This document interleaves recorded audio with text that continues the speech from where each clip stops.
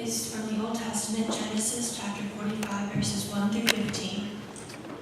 Then Joseph could not control himself before all those who stood by him, and he cried, "Make everyone go out from me." So no one stayed with him when Joseph made himself known to his brothers. And he wept aloud, so that the Egyptians heard it, and the household of Pharaoh heard it. And Joseph said to his brothers, "I am Joseph. Is my father still alive?" But his brothers could not answer him, for they were dismayed at his presence. So Joseph said to his brothers, "Come near me, I pray you." And they came near, and he said, "I am your brother Joseph, whom you sold into Egypt. And now do not be distressed or angry with yourselves because you sold me here, for God sent me before you to preserve life. For the famine has been in the land these 2 years, and there are yet 5 years in which there will be neither plowing nor harvest. And God sent me before you to preserve for you a remnant on earth, and to keep alive for you many survivors. So it was not you who sent me here, but God, and he has made me a father to Pharaoh, and lord of all his house, and ruler over all the land of Egypt. Make haste and go up to my father, and say to him, 'Thus says your son Joseph, God has made me lord of all Egypt. Come down to me, do not tarry, and you shall dwell in the land of Goshen, and you shall be near me, you and your children and your children's children, and your flocks, your herds, and all that you have. And there I will provide for you, for there are yet 5 years of famine to come, lest you and your household and all that you have come to poverty. And now your eyes see, and the eyes of my brother Benjamin see, that it is my mouth that speaks to you. You must tell my father all of my splendor in Egypt, and of all you have seen. Make haste and bring my father down here." Then he fell upon his brother Benjamin's neck and wept, and Benjamin wept upon his neck. And he kissed all of his brothers and wept upon them, and after that his brothers talked with him. The word of God for the people of God. Thanks be to God.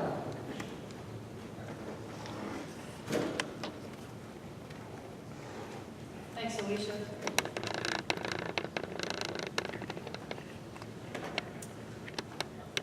Would you join me in a moment of prayer? Gracious God, open our hearts and our minds that we may truly receive the word that you have for us this day. Amen. There's one thing I forgot to mention about these backpacks. Every year, since I've been here, Mayo has supported this project. But every year, we've increased the number of backpacks that we have decided to provide. And I know that that's a leap of faith for us. And I just thank you for your generosity and for God's tugging on our hearts to help meet the needs of the children in our community. Every year, the list goes up. Those of you who have children in school or grandchildren, you know that list just goes up and up and up. And it's getting harder and harder for parents to provide. And so thank you for, I just can't imagine the look on a kid's face that thought they didn't have any supplies, and then suddenly they have what they need for school. So thank you.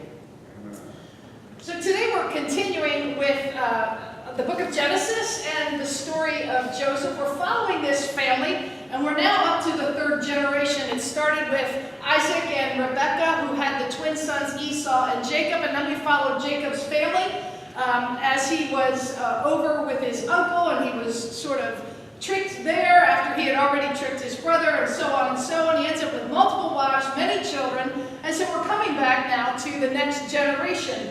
We left off with Joseph, son number 11 of the 12 sons of Jacob, being sold into slavery.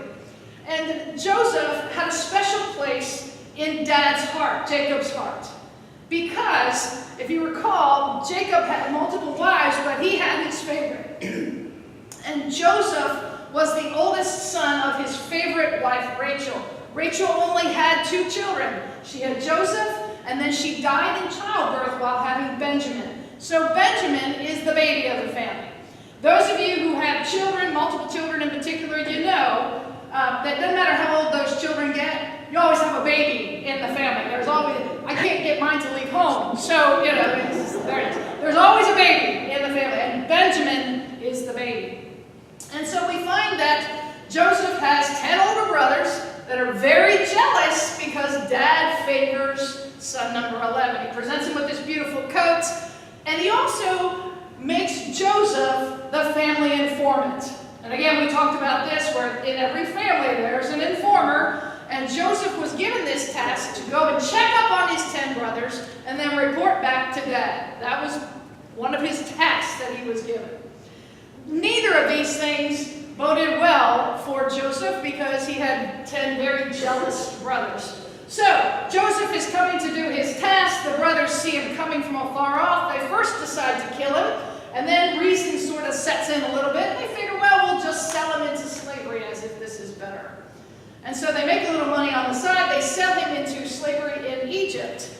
And then that's the end of what they hear from Joseph. So they convince their father that Joseph was killed by a wild animal and sort of have eliminated the problem in their life. And so we pick up with Joseph's story. He's sold into slavery into Egypt. He's brought into the household of Potiphar. And while he's there, the household prospers. So what we find with Joseph is no matter what is happening to Joseph, he stays faithful to God, and God blesses Joseph and the household that he is under through Joseph. And so we see that you've got this mutual faith that is going on here. God is upholding his covenant, and Joseph remains faithful to God. Like I said, the household prospers under Joseph's leadership, only to have Joseph be falsely accused of having an affair with Potiphar's wife. And so, because of this accusation, Joseph is thrown into jail. And at this point, I have to wonder if Joseph was wondering a little bit. Part of Joseph's brothers' discontent with their brother was that he was a dreamer. He was one who was given this gift of prophetic dreams. And in those dreams, Joseph was the head of his entire family. The family is bowing down to him. In the pecking order of things, he's number 11. That should never happen. And yet this is what Joseph is seeing in repeated dreams, which in the tact of a 17-year-old, he decides to share with his jealous brothers. Wisdom does come with experience, does it not? And so, we have then Joseph being able to get these visions and dreams that God is giving him, and yet he's thrown in prison. So I can't help but wonder if at some point Joseph is a little confused about what's going on here. Why is it that things just seem to be going from bad to worse? And we've all heard the saying, things happen in threes, right? So when one shoe drops, you wait for the next one and the next one, because bad things happen in threes. And so I can't help but wonder if he was questioning what was going on. But at the same time, in Scripture, we never read that Joseph faltered in his faith. We see that Joseph even prospered in prison under the warden. He became second to the warden, and so he was looking out for the other prisoners. He was God's witness even in prison. This is probably one of those things where David would talk about going through the valley of the shadow of death. And God is with him.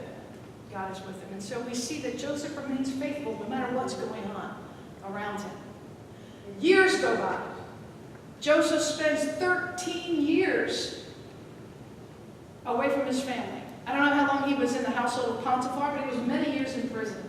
He was 30 years old before it became known to the Pharaoh that Joseph not only has these prophetic dreams, but he has the ability to interpret them. The Pharaoh has this disturbing set of dreams, and all of his magistrates, his satraps, all of them, the precepts, none of them can interpret his dream. And so somewhere in the recesses of the minds of someone, they think, well, you know what? There's this guy in prison who can interpret dreams. Let's see what he has to say. And so Joseph, at the age of 30, is brought before the Pharaoh. And he, in fact, is able to interpret the Pharaoh's disturbing dreams. There would be 7 years of prosperity, but they're going to be followed by 7 years of famine that are so severe, the prosperous years will be forgotten. And the Pharaoh experienced this in several different dreams. And so not only was Joseph able to interpret the dream, but to present a solution to the problem. And so because of this, Joseph was put second in command only to Pharaoh. And so we see that now Joseph is at that other part of his life where he's actually being exalted and prosperous, and yet he remains faithful to God, even in those conditions as well. And so all during those 7 years of prosperity, Joseph does what a lot of folks will do when they're planning for the future.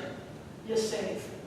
And so the grain is good, the bumper crops are there, but he doesn't allow them to rest on those laurels. He's saving because there's a famine that's coming. There's a hard time that's coming, and Joseph is storing up and saving as much as he can in order to save this society during those 7 years of famine.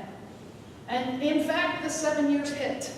And we get to year number 2 of the famine. And so we have Joseph at the age of 39 before he's actually reunited with his family. I don't know if we can understand truly what a famine is. I don't know that we've experienced a famine. I know at my previous church there was a mission or a ministry that the kids would do for to raise money for those who are hungry, and it was called the 30-hour famine, where kids, teenagers, and they had to get parental permission, but teenagers would give up food for 30 hours. Wow, my teenagers always ate 20 minutes apart, but 30 hours they gave up food. And in order to sort of raise their awareness of what hunger feels like, but also to raise money in order to support the local food bank. And so that was just a brief experience of what famine is. But if you were raised, any of you raised on farms, you have families who are raised on farms, you can raise your hand, I can't see you, but that's okay. But there are those of you who, if you can experience an agrarian culture and no crops that were growing, no matter what you sowed, no matter how many tricks that you have from the family legacy of, okay, so as long as I sow them in this way and all that, this is the trick, this is going to make it grow. Nothing grew for 7 years. Nothing. There was nothing to grow. There was nothing to harvest for 7 years. And so at year 2, during this time, word gets out that there is food in Egypt, and Joseph is the person in charge of this. And his brothers approach, seeking food for their household. And so picture the scene, if you will. You've got Joseph, and I picture him sort of high and exalted. I picture him sort of up and above. And his traitorous brothers, whom he recognizes, coming before him asking for food. They had money, but they didn't have food. And so they're coming to get grain because they knew that this person is the one who would be able to supply it to them. And they don't recognize him. Now, there may be a couple of reasons. If you kind of picture this, they may not have even been looking him in the eye, right? Because you've got someone who's high and exalted. They may have been bowing down and not even looking at him in the eye. But the other thing, too, might be something similar to what my kids would experience when they would see their teachers in some place other than school, As if teachers don't need to go to the grocery store or to Target or whatever. And so they would, what are you doing here, It's out of context. And so my guess is these 10 brothers never expected to see Joseph, the one they sold into slavery, in an exalted position of leadership. My guess is they would expect, if they saw him at all, that he would still be a slave, or most likely be dead by this time. The other thing, too, is I have taught kids through confirmation class, and then I've seen them about 5 years later. Some of these kids changed so much, I didn't recognize them. So the last time they saw their brother, he was 17 years old. He's now 39. So it very well just could be that he changed so much they really didn't recognize him. But he recognized his 10 brothers. He recognized his 10 brothers. And so he devises this little plan to see if they'd changed. Because the last time he saw them, they were ready to kill him. They sold him into slavery. They were bitterly jealous. So maybe he wanted to just kind of see or test them to see if they had changed at all. And in fact, they had. He devises this little plan and basically says, one of you is going to have to stay behind and send a message to Dad. Because remember the baby? Remember Benjamin? Benjamin didn't come with the 10 brothers. Benjamin was back home with Dad. And I can imagine that Jacob was rather protective of the baby and also the only son, he thought, that was left of his favorite wife. So Benjamin didn't come with the first 10. And Simeon, one of the older brothers, agrees to stay behind and literally sacrifice himself so that the family could receive food and send word that Joseph is requiring the youngest brother to show up. Joseph wanted to see Benjamin. He wanted to see his youngest brother. They're still unknown to him. And so, or he's still unknown to them. And so he sends the word back with the other 9, but Simeon sacrifices himself and agrees to stay behind. So a second trip comes. Benjamin, before Dad lets Benjamin come with them, 2 of the other brothers basically agreed to sacrifice themselves if it became necessary. They would give their life for their own brother Benjamin if it came to that. These brothers had changed. Over time, they had seriously changed. I think it's similar to Esau and Jacob, and how even with the rift in their family years later when they come together, we find that Esau is no longer seeking to murder his brother, but in fact is extending forgiveness. And Jacob is no longer the trickster, but someone who is truly humbled and asking for forgiveness from his brother. They've changed over time, and we see this kind of change in his brothers. So trip number 2, Benjamin comes with the other 9 brothers. Simeon is reunited with them. Still unbeknownst to them is their brother Joseph, who's in charge of all of this. And finally we get to the part of the story where Joseph can't stand it anymore. He has to reveal himself to his brothers and his family. And he does this in private. And so he calls them closer, and he does one thing that I just absolutely love. Can you imagine being the person who betrayed your own flesh and blood so badly, and then have to face that person? We talked about this with Esau and Jacob. To have to go back and face that person again. Can you just imagine? I'm thinking they're a little fearful, because Joseph has a great deal of power at this point. He was in the perfect position to exact revenge on his traitorous brothers. But instead he extends a message of, don't be afraid. It's okay. God has brought good out of this whole situation. Don't be afraid. You're still my brother. Is my father alive? Those kinds of things. It was all about family and that concern for family. We think about revenge, do we not? Yes. Okay, amen. We think about revenge. We've heard sayings like revenge is sweet. An eye for an eye and a tooth for a tooth. Guess what? That's biblical. We think about things like we're finally going to get our justice. Justice will finally be served when I exact my revenge on the person who wronged me. I've also heard it say that revenge is a dish best served cold.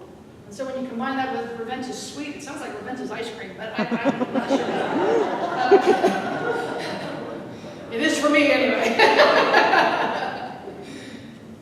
And then we think about that term forgiveness. We think about letting go of the anger and the hurt that is literally crushing us as we try to exact revenge on the one who wronged us. If we talk about letting that go, we're not saying that what that person did to us was okay. We're basically saying we're not going to retaliate. We are not going to seek revenge anymore. We're not going to do the eye for an eye thing anymore. We're letting that part go. And we're going to forgive. We're going to forgive like Joseph. We're going to forgive like Jesus. Recall Jesus' words from the cross. He had just suffered a horrible crucifixion. He is in agony, literally in agony. Every word that he says is just exacting excruciating pain. And one of those phrases he exacts is this: Father, forgive them, for they don't know what they're doing. Father, forgive them, for they don't know what they're doing. Forgiveness is a healing balm that can just sort of, bring us to a whole new level, can it not? It can heal rifts in families. It can heal rifts in anything. I know that there's a lot of unrest in our world right now. I know there is a lot of folks that are scared right now. I have to tell you, Mark and I are planning, this is our 35th anniversary this year, in a couple of weeks, and we're planning to take a cruise. Yeah, I know, I put up with it. He'll say the same, believe me, he'll say the same. And so we're planning to take a cruise, but the cruise leaves from Barcelona. Y'all heard about what's going on in Barcelona right now? You know, it's scary. It's scary. And we could all hide in our shells and run scared. We could. We really could. But the enemy is out there. The enemy comes to kill and to destroy and to steal. And yet we are the children of God. God has already defeated the enemy at the cross, amen? Amen. And so we have the blessing of God's promise to never leave or forsake us. Similar through this story with Joseph. Joseph maintained his faith in God, and God blessed Joseph and stayed with Joseph even during the dark times. I know sometimes, particularly as we read the news and listen to what's going on around us, do the Facebook scrolling, watch Twitter, whatever you do, it seems like God's abandoned us. It feels that way, does it not?